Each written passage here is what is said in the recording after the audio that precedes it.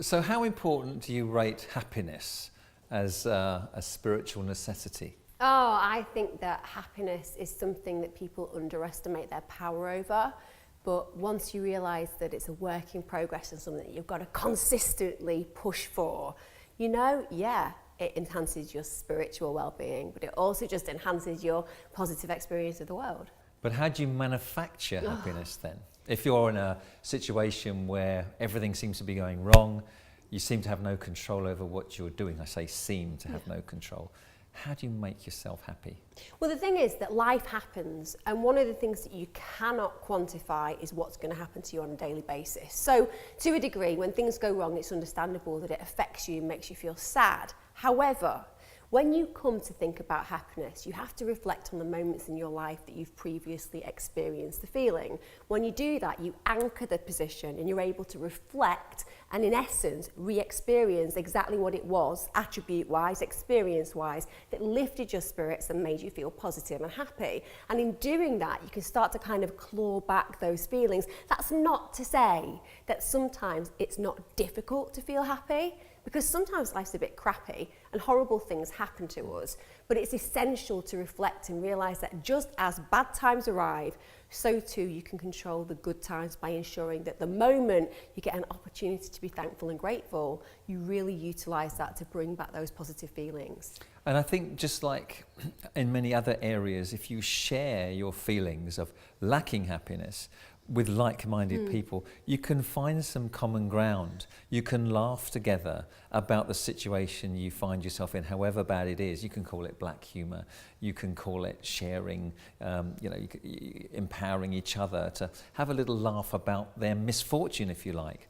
But just knowing that other people feel the same way can give you encouragement and motivation, can't it? Definitely. And I think, like you said, being able to have those honest conversations when things go horribly wrong, and Lord knows I have had so many of those conversations, but at the same time retaining and at least seeking that humour can make such a difference. It's a bit like having several pairs of eyes on the same situation and being able to draw out the comedy, because so often in life we take things too seriously.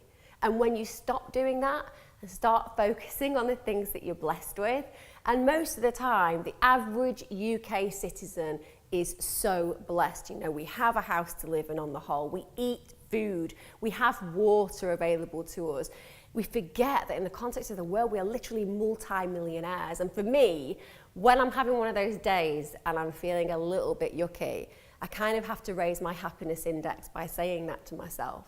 How blessed am I just to be here and to be able to be a bit indulgent about my feelings, because I don't have to worry about starving to death. And I do find that sometimes talking to patients who are feeling unhappy and sad, I say to themselves, look, try and visualise yourself as a child, as you were as a child, and sit yourself on your own knee and talk to yourself as a child and say, look, I'm going to look after you and let's make you happy. And sometimes taking yourself out of that immediate environment and talking to yourself, giving yourself a good talking to if you like, but saying, come on, it's not that bad.